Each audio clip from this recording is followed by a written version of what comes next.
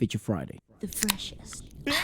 So diving a bit deeper now into sort of dance now of the Indian music industry, we're gonna start with Kathak or Kathak. I do apologize. It's from North India, and we actually find this like TED talk in Birmingham, Brom, and the Vidya Patel is gonna be performing it, and I'd encourage everyone to sort of go to the original video and actually have a look at the whole TED talk. It's quite interesting. We've just watched the beginning and stuff like that off camera.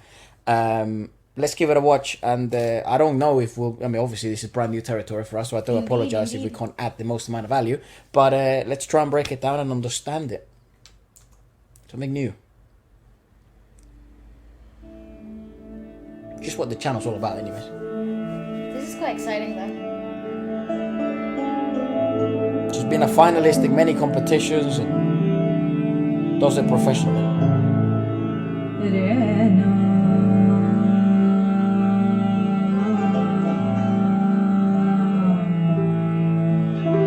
Oh, the use of the hands, though.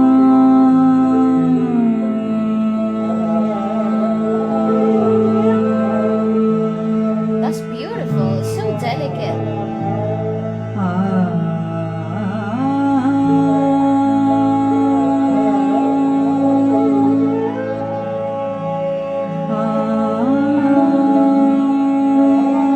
So insane.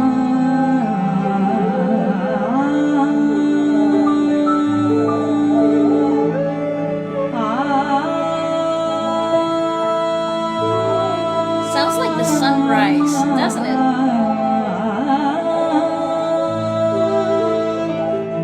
Oh, so smart with shadows. Working with silhouettes is always clever.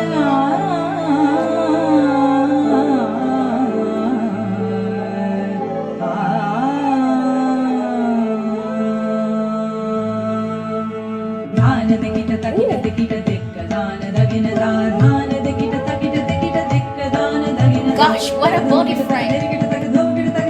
Pause before it gets wild. Well, pull it back. We'll probably readdress that. I've always had the sort of that thought, and that's why I sort of thought it was appropriate for us to check out dance. And also we have ballet, which is obviously the expert in dance to a certain extent, not in this though.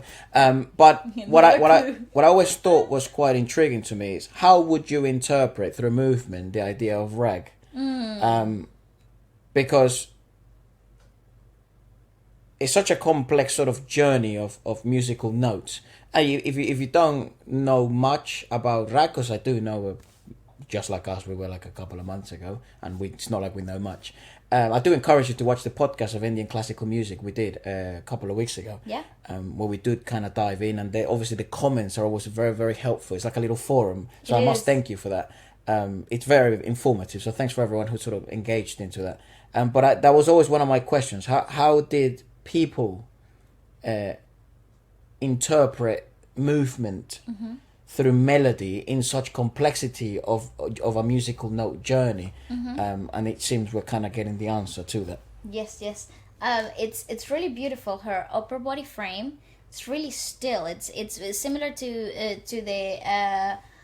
the closest thing I could think of with such rigidity and fluidity at the same time would be like a upper body of a ballet dancer. It's there's a lot of core strength that initiates the fluidity of the movements in the arms and the head and everything else, but it's very still and controlled from the core strength.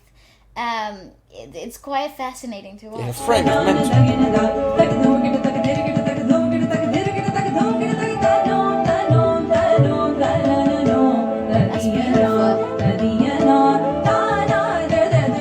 So This is where Bollywood connects all the dots. Yeah. It's the hands. They're so beautiful. See, that upper body frame is so gorgeous.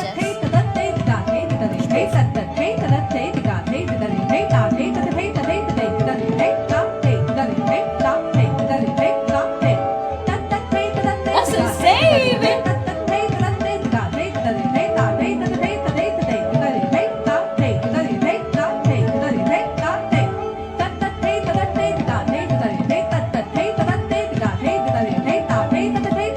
That's beautiful! Wow! I think it's quite confusing. The rhythmicality, dude. The rhythmicality is insane. It's quite confusing because you would so think intertwined with the singing phrase. Yes, because you would, but what I noticed is at some point it becomes even more intertwined with the tabla rather than with the vocalizations. But in other points of the piece, it becomes vocally inclined. Exactly, more vocally inclined to rag, obviously, and then each movement. But it's actually meant to, because here, if you look at sort of Western dance, in maybe what would be a good example of, I guess, hitting every beat with a movement. Popping and locking? I guess, popping and locking would be the best aspect of that. Those guys that go like... Yeah.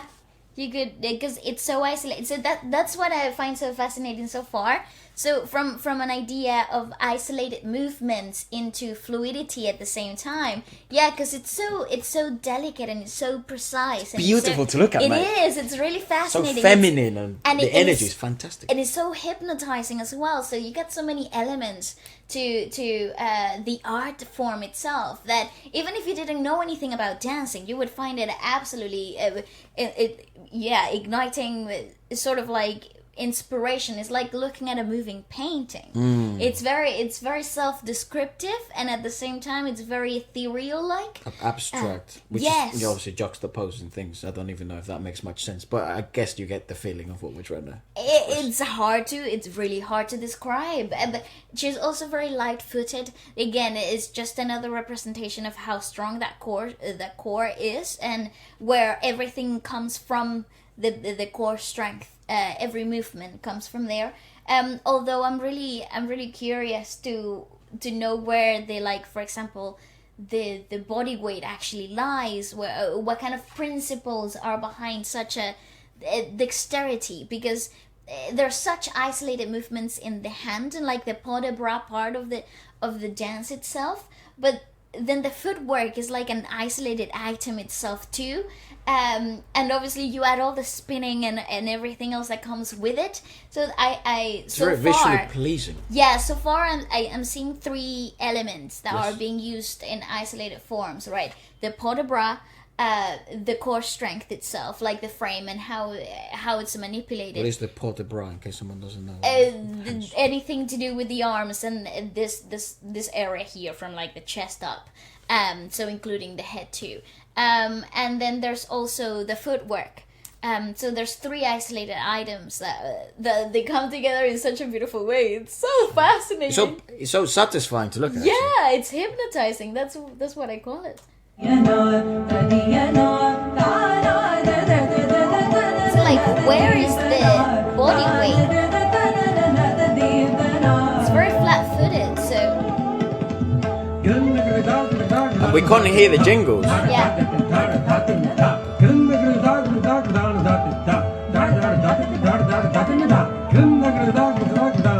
See, that core strength is unmovable. I also love the costumes, are beautiful.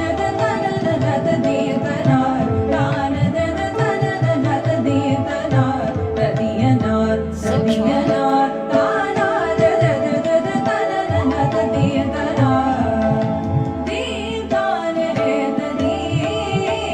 That's amazing.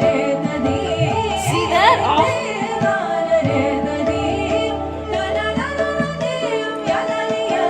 Her body works disjointed. It's so bizarre. And in such a smooth way too. It's very weird.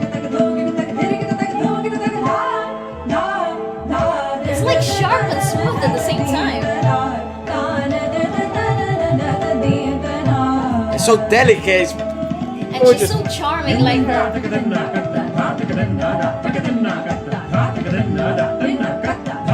Like a bit of tap. It is. You see, the footwork is so isolated. It's a bit more flamenco-ish. But you see, she's like in a first position of ballet. Yeah. Like she's standing there with a pretty open hips. So again, but the body weight's not forward like it is in like I don't know, modern dance or in ballet, where your body weight is actually promoted to move forward towards the tip, towards the toes, right? So you can elevate quicker, you can elevate easier, but she's actually so grounded. And I would say the body weight's really quite central, right? So not even in tap you have like a central body weight, because you need to be free to use every part of the foot itself, so you're pretty far forward. And also like high level tap, they also elevate a lot of the time, right? Yeah, so it's actually fascinating. I've got so many questions. Yeah, such contrasting components and principles that I guess in theory they're so quite hard to understand, but when you look at them visually, they work so well. It makes and maybe that's what causes that illusion of sharp but smooth at the same time. Yeah, I don't know. It's also interesting how every micro movement and expression, it's so impactful. And you actually look at this in Indian cinema. If you've ever watched Indian cinema, I mean, I'm sure some of you have. This happens a lot where micro expressions are sort of highlighted. The eyes are always highlighted. The movements of the heads are always highlighted.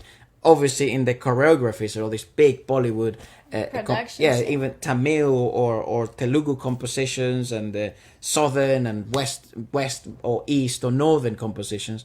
The choreographies are always sort of focused in such details to exemplify maybe emotional complexities. Indeed. or messages hitting in between the movement. So what's interesting about this form of dance itself, it's that it's so heavily intertwined with the religious movements. So it's like ¿cómo se dice? Alabanzas. I guess like worship, right? Yeah, worship. It's a form of worship, dance through dance to the gods. It's actually quite beautiful. In case you're new to the channel, we speak Spanish.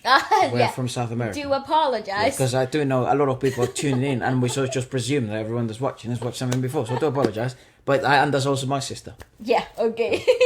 Glad that's out the way.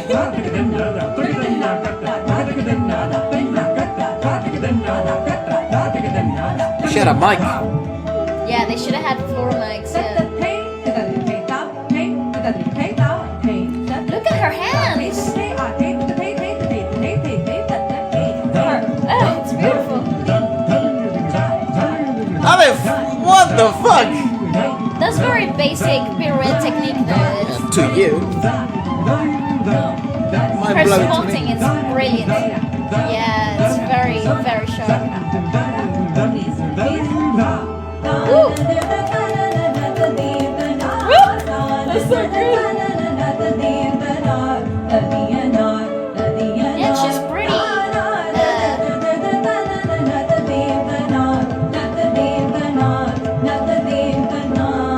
So she's pretty much intrigued. set in that first position. Well, she was standing there on a fourth. That is brilliant! Oh my god! Fascinating. That's sort of how they greet, isn't it? It's like thinking. Wow, it's so graceful. It's here in the UK, by the way. Birmingham is in the UK. I Yes. know lots of people from all over the world watch. Yes. They have an accent. They have a Brom accent. That's why I said Brom in that way. It's actually quite graceful. The movements, aren't That's they? the best way to describe it. Can you search up on Google Kathak? Oh, sorry. Kathak is one of the 8 major forms of Indian classical dance. We will discover all 8. I'm saying it now. The origin of Kathak is traditionally attributed to the travelling bands of the ancient northern India. So this is definitely going to be correlated to Raga, because that's Hindustani stuff, right? Yeah, I think then so. South Indian is Carnatic. Carnatic. Oh, okay. Yes. I think that's correct. Knowledge. The term Kathak is derived from the Vedic Sanskrit word Katha, which means story, and Kathakar, which means the one who tells a story. Yeah, you and see, to do it's with so, stories. It's so self-descriptive. Right. Dance. That's why. So it's a physical explanation of a story. Or of the lyricism, perhaps. That's it, a physical Representation of the lyricism. Right. Okay, yeah, I'd go with that, mate. Fair play. No problem. Helping you. Wandering Kathakars communicate the stories with the great epics and ancient mythology through dance, songs, and music. Kathak dancers tell various stories through their hand movements and extensive footwork, their body movements and flexibility, but most importantly through their facial expressions. You see? Interesting. That's actually one of the parts of dance that gets neglected a lot of the time. It's true. In sort of Western dance industries. Unless Actually, it's battling. Because the battling is like, ooh, ah, my, you know, you go like, ooh, you know, you go like that. Even in the folkloric sense of dance itself. So it's quite. It's actually or quite. smiles. It's actually just pleasant to look at, but you shouldn't. Unless it's flamenco. Flamenco's quite expressive with their facial expressions. They're so intense. And why it's been so intertwined with sort of the idea of passion. Indeed, because it's so intense. The expression itself is quite aggressive. There are some similarities between this and flamenco, which, by the way, musically speaking, it would make sense given the sort of the territorial and the ancestry itself. of music. Yeah, of music. Mm-hmm. Okay, so it goes through expressions. Kathak evolved during the Bhakti movement. Did I say that correctly? Yeah. Particularly by incorporating the childhood and stories of the Hindu god Krishna, as well as independently in the courts of the North Indian kingdoms. Right. Kathak is unique in having both Hindu and Muslim gharanas and cultural elements of these gharanas. Kathak performances include gurdu, ganzaus, and commonly used instruments brought in the Mughal period, or Mughal period. As a result, it's the only Indian classical dance form to feature Islamic elements. Oh, how interesting!